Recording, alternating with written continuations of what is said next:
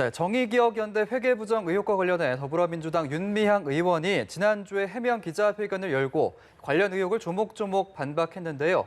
이제 관심은 검찰 수사에 쏠리고 있습니다. 네, 한편 21대 국회가 4년간의 대장정에 들어갔습니다. 새로운 국회가 풀어야 할 과제는 뭐가 있을지 전문가 모시고 짚어보겠습니다. 최창렬 용인대 교수, 이상일 전 새누리당 의원 나오셨습니다. 어서 오십시오. 안녕하세요. 네. 일단 지난주 기자회견을 보면 대부분 윤미향 의원이 이제 대부분 의혹에 대해서 사실이 아니다 이렇게 해명을 하는 상황이었고 또 땀을 많이 흘리는 장면도 연출이 됐는데요. 두 분은 일단 기자회견 어떻게 보셨는지부터 들어보겠습니다. 최 교수님. 기자회견 시기가 많이 늦었던 것 같아요. 예. 지난 처음 얘기했던 게 이용수 할머니 기자회견이 지난 7일인가 그랬죠. 그리고 난 다음에 25일 날 하셨고 이용수 할머니가 18일 날인가 이제 윤미향 당선인이 지금은 이제 의원 신문이 됐습니다만 예. 18일 날 입장을 내놨었어요. 그리고 난 다음에 계속 이제 의혹들이 많이 제기가 됐고 야권 또는 언론으로부터 이제 얘기가 많이 나왔고 그리고 난 다음에 어쨌든 의혹을 해명하라라는 얘기가 사실 민주당 내에서도 좀 나왔었거든요. 예. 나왔는데 아무튼 입장 기류가 조금씩 바뀌긴 했습니다. 민주당 내에서. 이해찬 대표가 신상 털기식 이런 얘기는 곤란하다 뭐 이런 취재 얘기도 했었고 근데 18일 날 입장을 발표하고 이제 30일 날 29일 날이죠. 30일 날 이제 국회의원 임기 시작하기 하루 전날 29일 날이죠. 그저께였죠. 이제 발표를 했단 말이에요. 입장을 얘기를 했는데 시기적으로 어쨌든 의원 임기 시작 바로 전날 했다라는 게 보기에 따라서는 너무 쫓기면서 했다라는 느낌을 주는 거고 예. 물론 이제 그동안 여러 가지 이제 제기된 의혹들이 많았기 때문에 자료를 모으고 뭐 들여다볼 시간이 필요했겠죠. 그럼에도 불구하고 시간이 너무 많이 늦춰진 게 아니냐. 그리고 아까 말씀처럼 여러 가지 의혹들이 제기됐어요. 지금 잠시 후에 얘기를 나누겠습니다만. 예. 근데 그런 의혹들이 해명보다는 물론 본인은 이제 윤미향 의원은 이제 검찰 조사를 앞두고 있기 때문에 계좌 내역 이런 건 뭐 밝히기 어렵다라는 취지로 얘기를 했습니다만 뭐 일리가 있는 말씀이긴 한데 아무튼 전체적으로 볼 때 그동안 제기됐던 의혹이 해명됐다라고 이렇게 말끔하게 해소됐다라고 보기는 어려운 점이 있다. 결국은 그래서 민주당이 뭐 진상조사위 구성할 것 같지도 않아 보이고 검찰 수사를 통해서 밝혀질 수밖에 없다. 현재는 예. 그렇게 봅니다. 일단. 예, 알겠습니다. 이 의원님은 어떻게 보시나요? 네, 그렇습니다. 그 의혹에 대한 해명 이루어지지 않았다. 윤미향은 뭐 아니다. 내가 아니라면 아닌 거다. 믿어달라. 이거 아니겠습니까? 근데 국민은 믿지 않는다. 그리고 사퇴도 국회의원직 사퇴도 없다. 이렇게 말을 하는 거죠. 의혹과 관련해서 윤미향 의원이 이야기한 건 매우 선택적이다. 자기가 하고 싶은 이야기만 했고 근거 자료를 내놓지 않았고 예. 30년 동안 할머니들에게 직접 지원한 건 3차례밖에 없다는 거 아니겠습니까? 그러나 지금 그동안 초등학생, 중학생, 고등학생들이 수요 집회에서 대지저금통 등을 깨가면서 모금을 했던 그 돈들 할머니한테 제대로 지원이 됐는지 이런 것들에 대한 설명이 전혀 없고 그다음 각종 성금과 우리 국민의 세금으로 조성된 정부 보조금 그 회계 공시에서 누락된 액수가 뭐 굉장히 많잖아요. 몇십억 되죠. 37억이라는 이야기도 있고 그것들을 어떻게 썼는지에 대한 규명도 전혀 없었다. 예. 그리고 개인 계좌 모금과 관련해서도 설명이 부족했다. 2014년 이후에 개인 계좌로 모금했다고 이야기했지만 2012년에 개인 계좌 모금한 거, 뭐 그 딸 김복동 할머니 장학금 이야기도 2012년 개인 계좌 모금이에요. 그 다음에 2013년에 또 일본의 조선인 학생들 뭐 지원한다면서 개인 계좌 모금이 있었어요. 그러니까 설명이 매우 선택적이었고 그 설명은 매우 미흡했다. 예. 결국은 검찰이 철저히 수사를 해서 국민들이 굉장히 궁금해하기 때문에 속히 밝혀내는 수밖에 없겠다 이런 생각이 듭니다. 예, 일단 두 분은 기자회견의 해명이 충분하지 않았다라는 의견을 주셨는데요. 일단 지금 가장 논란이 되는 부분을 보면요. 윤미향 의원 딸의 장학금 문제거든요. 지금 2012년 윤미향 의원의 페이스북 글을 보면 김복동 장학금이 없었던 시절에 이제 김복동 할머니로부터 장학금을 받아서 딸이 장학금을 받았다라는 내용이 있는데 그 부분에 대해서 이제 윤 의원은 용돈의 개념이었다 이렇게 해명을 했거든요. 이 부분은 어떻게 보셨는지요? 모르겠어요. 뭐 그렇게 주장을 하고 있기 때문에 예. 맞는지 안 맞는지 역시 뭐 아까 말씀드린 것처럼 검찰이 밝힐 수밖에 없습니다. 일단 근데 꼭 그 김복동 할머니가 용돈 줬느냐 안 줬느냐 이 문제도 문제입니다만 지금 아까 잠깐 우리 이상희 의원제 말씀하신 것처럼 몇 가지 그 조금 상식적으로 납득 안 가는 부분이 좀 있는 거예요. 김복동 할머니 그 부분도 좀 그렇고 예. 힐링센터 얘기가 많이 나오잖아요. 안성 힐링센터. 예. 근데 안성 힐링센터를 일부 할머니들이 몰랐다는 거거든요. 쉼터가 있다라는 게. 그거 7억 5천만 원에 샀다라는 거 아닙니까? 근데 그걸 모르고 쉼터라는 건 기본적으로 일본군 위안부 할머니들을 위한 시설이잖아요. 그래서 7억 5천만 원이나 되는 돈 주고 산 건데 매입을 한 건데 쉼터가 몰랐다는 게 이해가 좀 안 간다는 거예요. 또 마포에 그게 있었는데 쉼터가 그런 점. 그다음에 이제 뭐 다들 얘기하는 겁니다만 7억 5천에 사고 파는 건 이제 4억 2천에 팔았단 말이에요. 지난 4월에 팔았죠. 예. 물론 시세가 이제 많이 떨어진 것 같긴 합니다만 그렇게 절박하게 팔았어야 되는 거가 뭐 이런 게 아직 해명이 잘 안 된 것 같아요. 그러니까 뭐 이 부분을 반드시 이제 윤미향 의원의 말이 틀렸다라고 주장하는 게 아니라 어쨌든 우리가 상식적으로 볼 때 그렇게 3억 이상이나 되는 돈을 손해 보면서까지 팔아야 됐던 거 그리고 쉼터가 할머니들 위한 존재란 그런 곳인데도 불구하고 그걸 몰랐다라는 것도 이해가 좀 안 간다는 거고 또 하나 남편이 운영하는 거 수원시민 신문이 이제 지난 2019년도 그때 4차례 견적을 받아보니까 가장 가격이 쌌다 이런 얘기인데 수원시민신문은 인쇄업체는 아니거든요. 그다음 2019년도만 그런 게 아니라 그 전에도 그 정의연 소식제 그 시민신문이 나온단 말이에요. 남편이 예. 운영하는 것. 그다음 이것도 좀 해명이 부족한 게 아닌가. 이런 부분들. 또 개인 계좌로 일부 후원을 다 빠짐없이 사용 2억 3천은 모금 목적에 맞게 사용하고 나머지 뭐 정대협에 이체했다라는데 이런 것도 뭔가 출납 기록 같은 게 좀 부실한 거 아닌가 이런 것들에 대해서 명확하게 해명이 안 될 수밖에 없을 것 같기도 해요. 시간이 짧았고 예. 그렇다 하더라도 우리가 일상적으로 볼 때 법인 계좌가 있는데 왜 개인 계좌로 받았느냐 이런 부분들 그런 것들에 대해서 좀 유감이나 잘못됐다라는 얘기는 했습니다만 흔쾌하게 그럴 수밖에 없었구나. 라고 납득되긴 좀 어려웠다는 거예요. 그래서 어쨌든 이거는 뭐 검찰 수사로 갈 수밖에 없다. 지금 검찰 수사하고 있습니다만 예. 그런 생각이 드는 거죠. 예. 그 윤미향 의원 딸이 김복동 할머니한테 용돈 받을 수 있습니다. 그런데 그거를 포장을 어떻게 했습니까? 김복동 할머니의 장학생이에요. 자기 딸을. 그러니까 보기 나름인 거죠. 그러니까 상당히 할머니들이 지금 문제 제기하는 건 정말 피해자 중심주의로 당신이 활동했느냐 이 문제 제기를 하고 있는 거거든요. 예. 오히려 윤미향 중심주의, 정의연, 정대협 중심주의가 아니었느냐. 우리는 속을 만큼 속았고 이용당할 만큼 이용당했다. 이렇게 문제 제기를 하고 있는 거 아닙니까? 그러니까 김복동 할머니를 팔아서 자기 딸은 김복동 할머니의 장학생인 것처럼 포장을 해서 SNS에 올리고 아하. 자기 딸이 아주 훌륭한 일을 한 것인 양, 뭐 훌륭한 뭐 콩고의 나비 기금에 냈다면 훌륭한 일이라고 볼 수도 있습니다. 그런데 그것도 윤미향 개인 계좌로 받았어요. 예. 그 딸이 낸 그 돈도 본인 개인 계좌로 받았고 윤미향 의원도 본인도 70만 원 냅니다. 딸은 68만 원 내고 그거 다 자기 개인 계좌로 받았어요. 그런데 그게 2012년 3월이에요. 그리고 2012년 5월에 아파트를 경매로 사기 2달 전이고 그러니까 이런 것들이 이제 검찰 수사에서 다 밝혀져야 되고 1995년에 윤미향 의원 해명에 따르면 명진 아트빌라를 4,500만 원에 삽니다. 예. 그런데 그거를 2002년에 팔아요. 3,500만 원에. 그런데 그 사이에 1999년에 한국 아파트를 7,900만 원에 삽니다. 근데 1993년부터 97년 사이에 남편은 간첩 사건으로 소위 구치소에 가서 있었어요. 그렇다면 4,500만 원에 산 아파트를 빌라를 팔지도 않은 상황에서 또 새롭게 아파트를 7,900만 원 주고 샀는데 윤미향 당시 받은 월급은 30만 원에서 좀 올라서 50만 원, 나중에 80만 원 됐다는 거 아닙니까?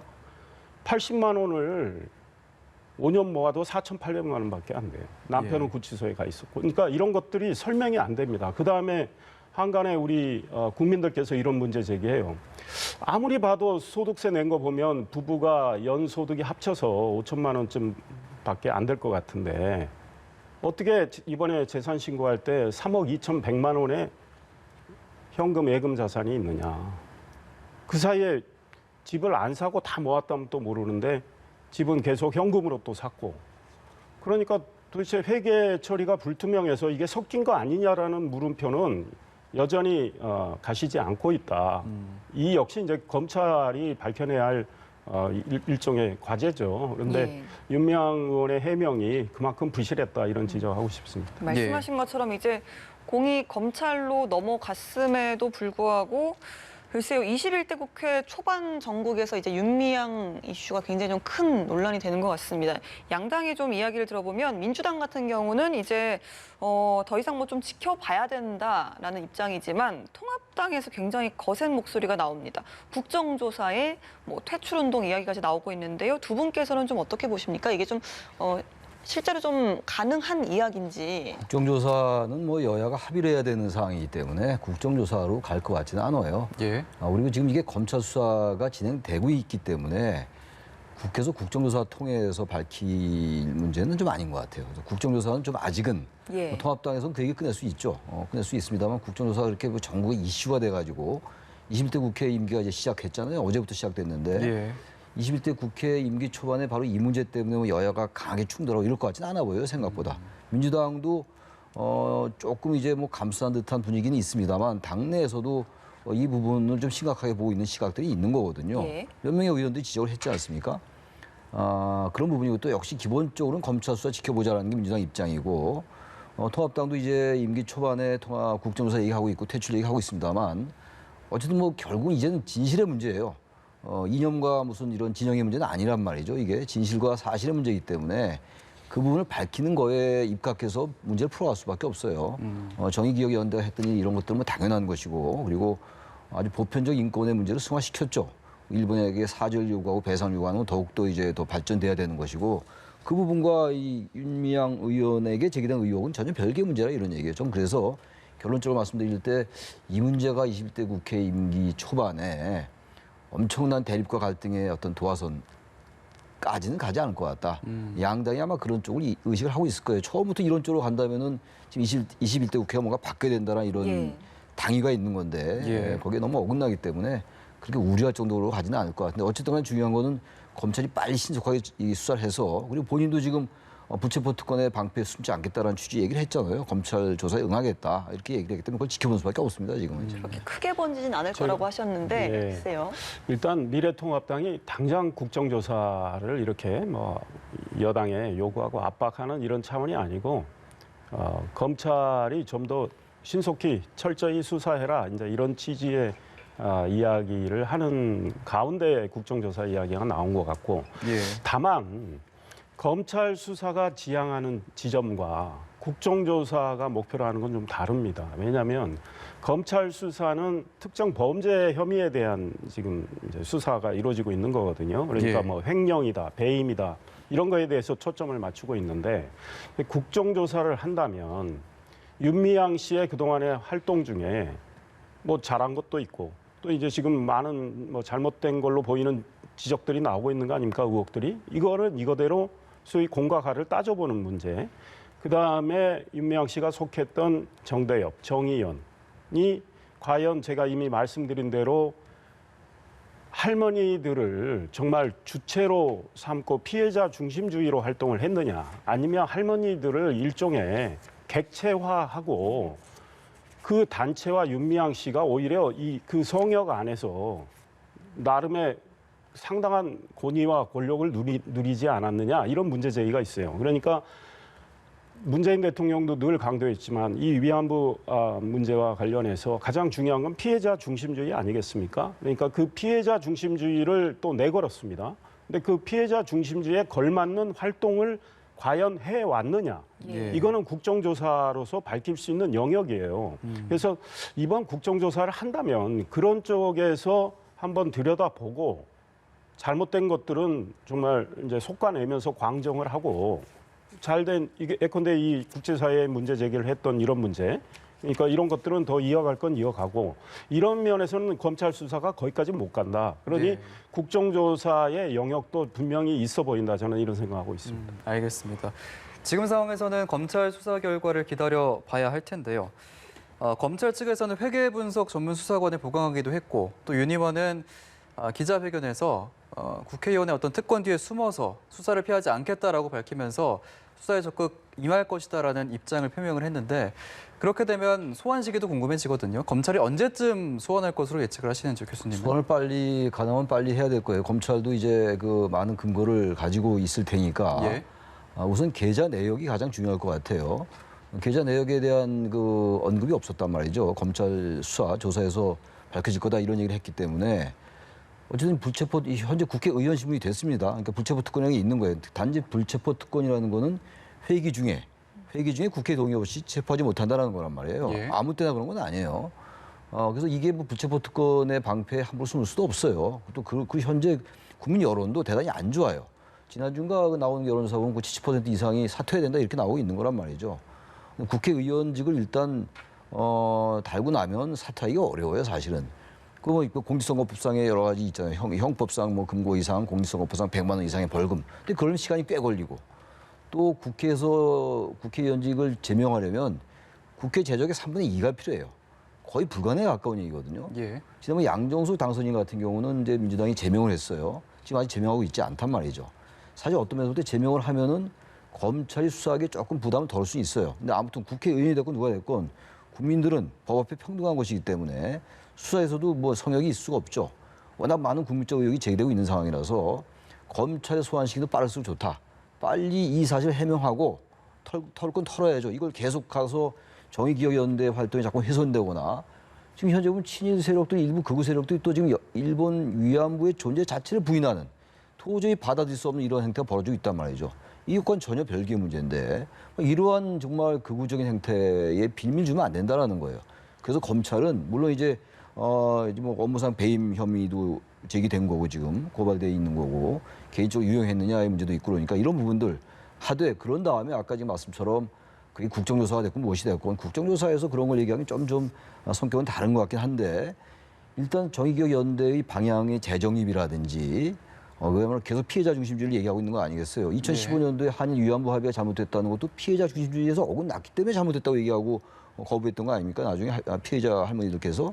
그래서 이 정의기억연대 운동이 그동안 많은 그 성과를 올렸어요. 세계적인 의제로도 격상도 시키고 그랬는데 아무튼 간에 들여다보고 들여다봐야 되겠죠. 그래서 사회적 공론화라든지 어떤 새로운 방향 정립 이런 건 반드시 필요하다고 생각합니다. 예, 알겠습니다. 의혹과 상관없이 좀 본질을 벗어난 공방들도 인터넷을 좀 뜨겁게 달구고 있습니다. 특히 좀 이용수 할머니를 겨눈 혐오 표현이라고 할까요? 인신공격도 있고 또 윤미향 의원도 뭐 마찬가지입니다. 글쎄요, 이런 부분은 좀 어떻게 생각하시나요? 그러니까 아마 좀 더 냉철해져야 되겠다 이런 생각이 드는데 지금 윤미향 의원을 좀 지지하는 분들 중에서 표현을 사실은 좀 비상식적으로 제기하는 분들이 꽤 많다. 그러니까 TK 위안부 이런 표현 이거 완전한 지역주의, TK에 대한 소위 경멸. 대구 경북 지역이 미래통합당을 강하게 지지하고 야권을 지지하는 성향이 강한데 이용수 할머니가 대구에 사시는데 TK 위안부 이런 표현.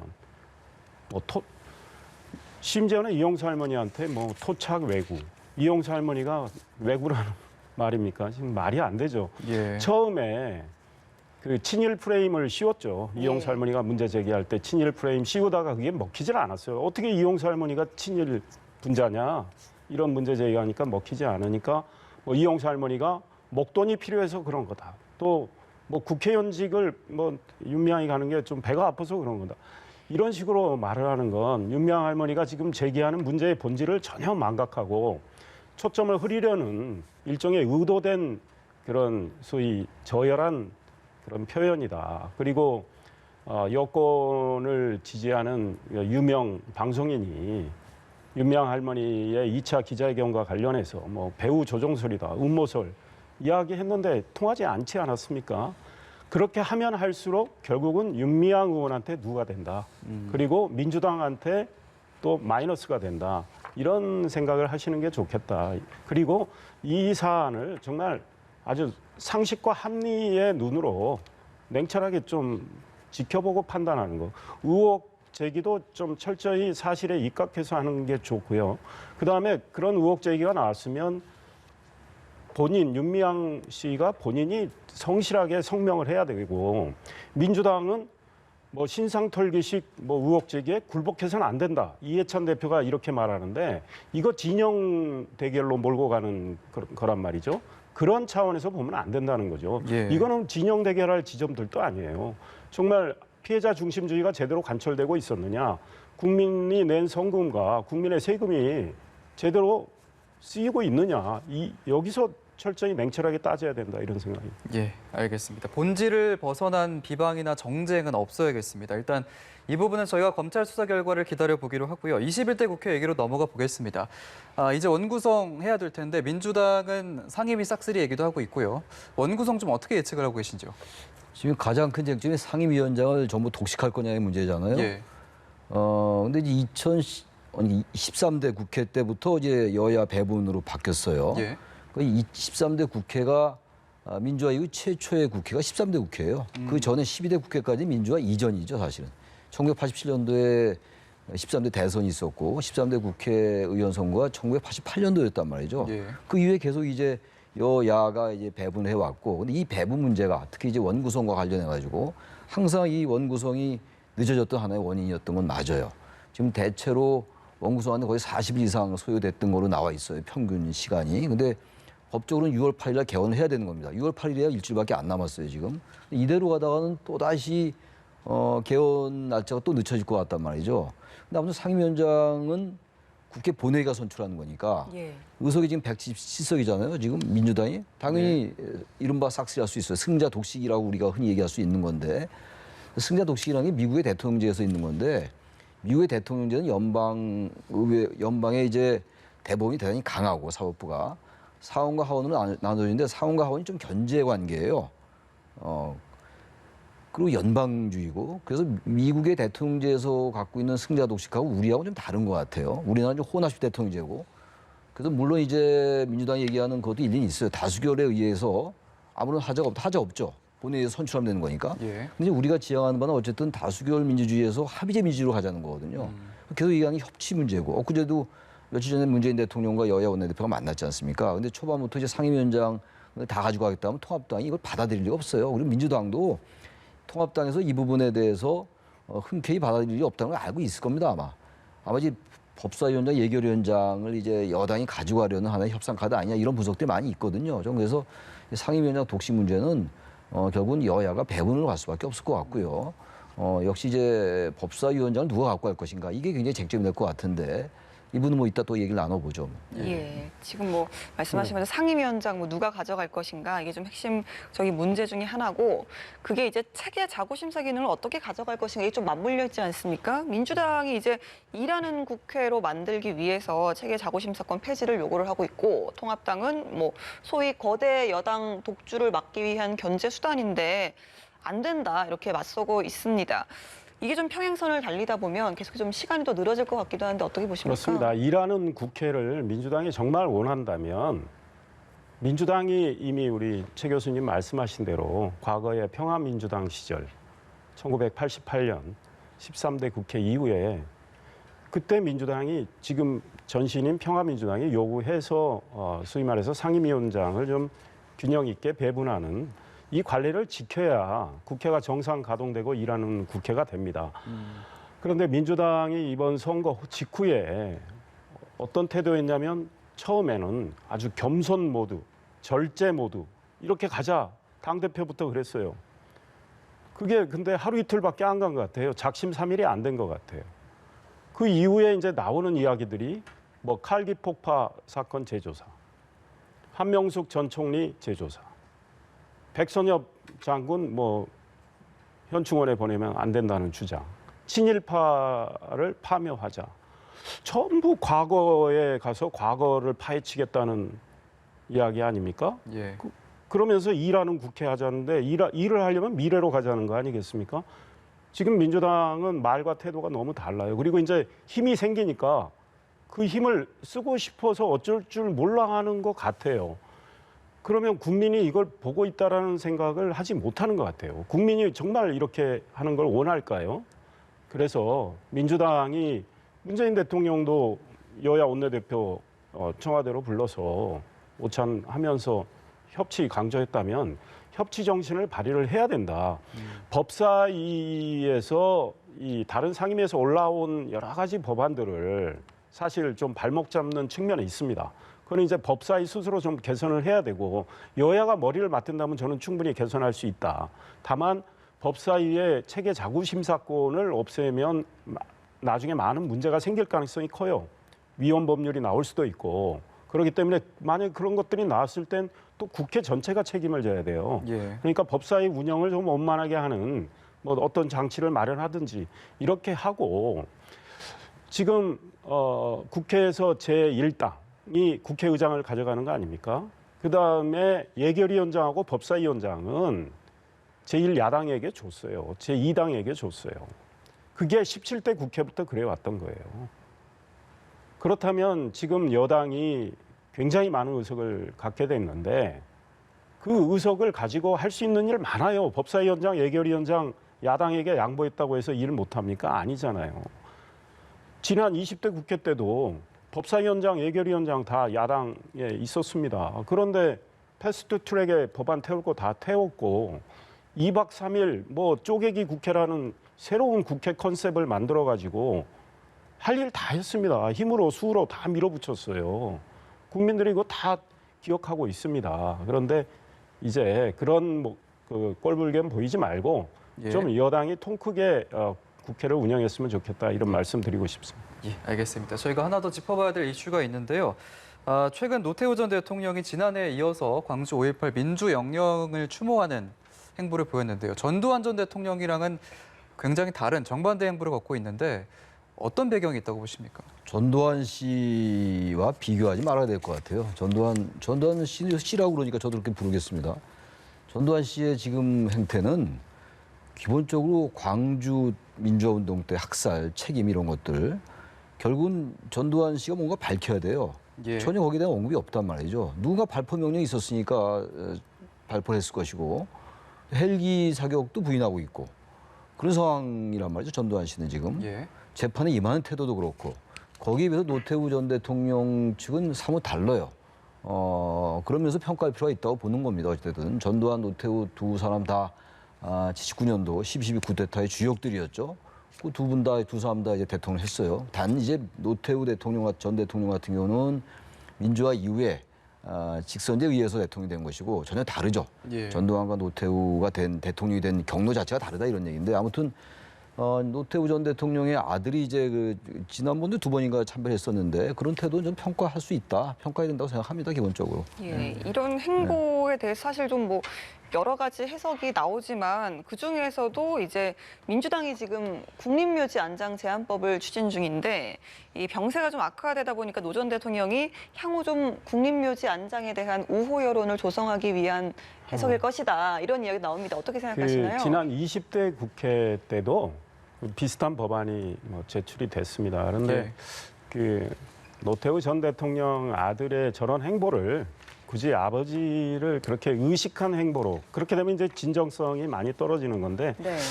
그렇게 볼 필요가 있느냐. 그러니까 이미 2차례 가서 또 참회의 뜻을 아버지 대신 밝혔고 이번에도 가서 저렇게 광주에 가서 저런 태도를 보인 거는 그 자체로 평가를 해야 된다. 그리고 최 교수님 이미 말씀하신 대로 전두환 씨하고는 완전히 다르다.